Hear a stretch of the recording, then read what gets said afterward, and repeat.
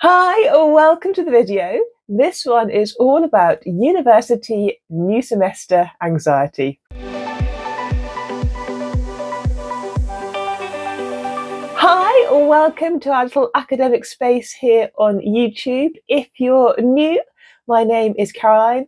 I'm a UK-based senior physics lecturer, so I work and I teach and I research at a UK university. If you're a returning viewer, hi, or welcome back to the academic chat. Today is the first day of our new teaching semester.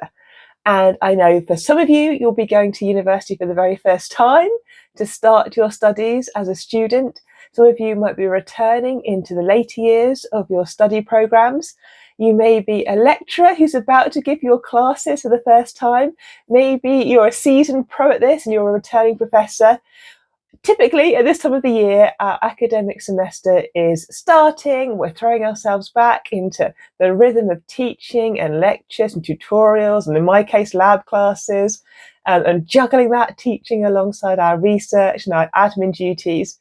And I think for staff and for students, this is a time of year where there can be anxiety about starting the new semester. Before I go any further though, I just want to flag that typically these days our colleges, our universities, they are being very well supported by wellbeing and welfare services.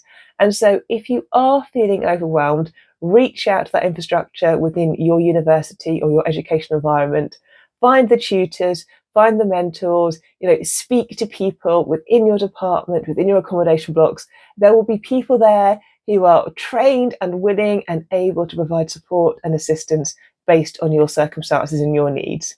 But with that said, here's a few things that on a day-to-day level might help those first few weeks as you settle in.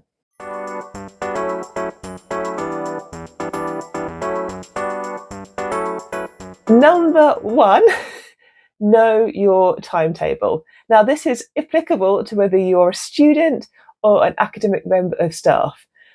There's nothing more stressful, I think, than not knowing at the last minute which room you're meant to be in, which lecture class you're meant to be attending. It could be the other side of campus you suddenly got to get to. You're completely lost, you don't know where you're going. Knowing your timetable in advance can alleviate a lot of those problems. So if you're a new academic, check where these rooms are. In my first year of teaching, there was a couple of lecture theatres I was given, and I was like, I don't quite know where that room is. And so I went before class a couple of days before to actually physically find the room. So on the day of class, I wouldn't be worried about trying to locate it. If you are an established lecturer, just do a double check that the lecturing environment is going to be the same as what you're expecting from previous years. Often universities will use that summer period to update their computer systems or to change the visualizer equipment or how you project our material for the classes. So just make sure you know that the operating software and systems are the same, or if they've changed, you know how they've changed, so that when you walk into that lecture class, you're prepared and you're not thrown by some completely new IT system. And of course, if you're a student, knowing your timetable is also crucial. You need to know which rooms you need to be in, what times you need to get there, and how you're going to fit in if you need to travel between those locations, any hobbies or pastimes that you want to slot in between those classes, and of course, making sure that you have time to rest and get some food. So number one tip is, regardless of whether we're students or academics, knowing our timetable is super important. And if we're an academic, knowing that the teaching equipment is the same or how it has changed from previous years is equally important too.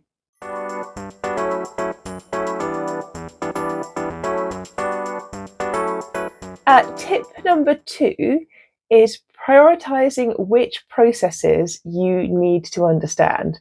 I think universities, large establishments, we often have a lot of processes for different things. There's processes for the car parking.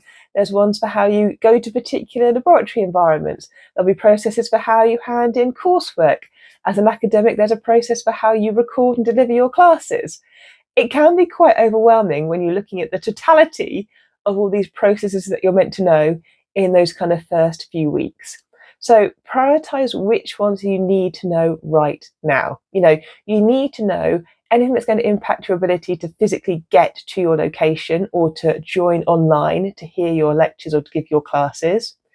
You need to know what is expected of you, either as a student in terms of recording or note taking from that class, and as an academic in terms of capturing that content. And is there a digital content policy at your university?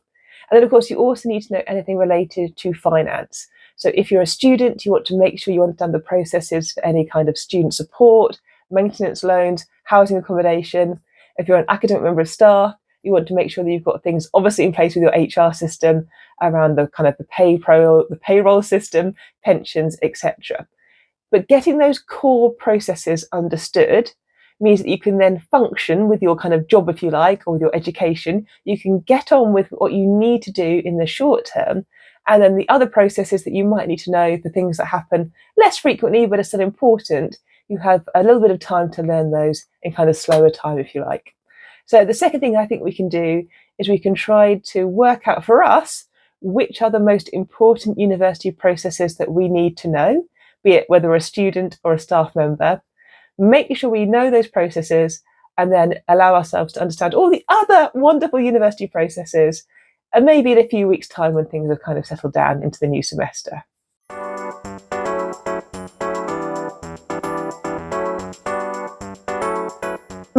My final point, and as I said, please do remember to reach out to your professional welfare and wellbeing resources. They are trained to provide help and support and to assist you as you kind of go through this kind of process of academic study.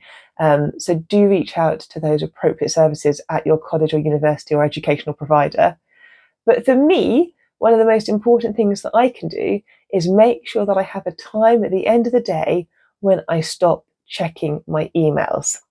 Now that sounds so obvious, but sometimes I think it's so hard to do.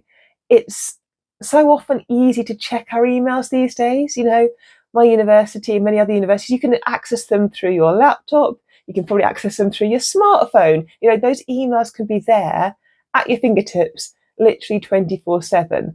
And the problem is if you're accessing your emails and it's maybe outside of the typical university hours, you might see something come up that you might think, oh, I need to action that right now. And you might not be able to because you might be outside typical university working hours.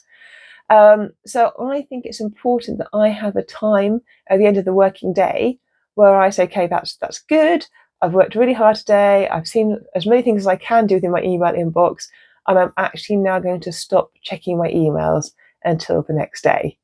It means you can switch off from your kind of academic pursuits, if you like, and studies a little bit. I think it's quite personal. I know some people like to kind of work 24/7 and feel like they're kind of always checking and doing stuff. I think for others of us, it is quite nice to have a bit of time away. I really enjoy physics. I love being an academic and doing my academic studies and research and teaching. But at the end of the day, I don't want to be getting ready to go to sleep thinking or worrying with my brain about what's happened at work, what I need to do the next day. I need that space to allow myself to switch off a bit, and have a cup of tea and read a book and, not feel like I have to respond to emails instantaneously or at all times of the day. I think the same as if you're a student too, is having that discipline to set a time when you feel like you're able to stop work for the day and go, you know what, I've done a lot of stuff today, degrees, PhD study, these are things that happen over multiple years. It's not typically short, sharp, 1 week experiences. They're definitely more of a marathon than a sprint. So making sure you have that time for basically yourself and not to be looking and checking and keeping up to date with your emails and everything all the time, I think can be really important. But let me know in the comments, are you somebody who likes to kind of be connected to your emails 24/7? Or do you like to have a period of time when you actually put them to one side and maybe don't connect or think so much about your academic work? They're just some ideas of how you may want to tackle some of the things related to that kind of new semester feeling. There can be an awful lot going on when you start a new semester. There's a lot of things that will pull on your time. I think sometimes, just going through it day by day, kind of going with the flow a little bit, keeping on top of your classes, attending your schedule, that can just really help you settle in and realizing that things aren't necessarily going to be perfect from day one. It can take a little bit of time to get used to the academic semester and the academic rhythm. And that can be true whether you're brand new or even when you're changing from one year to another year. You may have absolutely loved your second year, but now your third year, maybe you're doing slightly different courses or project work. It can be a shift in the way that your modules are coordinated and kind of given at the university. So just allow yourself a bit of space to settle into that new semester. And if you're a new teaching academic, again, allow yourself a bit of space. Be kind to yourself. You're giving your classes here potentially for the first time. So, allow yourself to try things, see how things work. And, you are doing the best you can. And at the end of the day, that is what we're trying to do in our academic careers. So have a really good opening start to the new semester. Let me know in the comments if you have any top tips for how you deal with that new semester feeling. And I will see you in another couple of weeks for another academic video. Bye.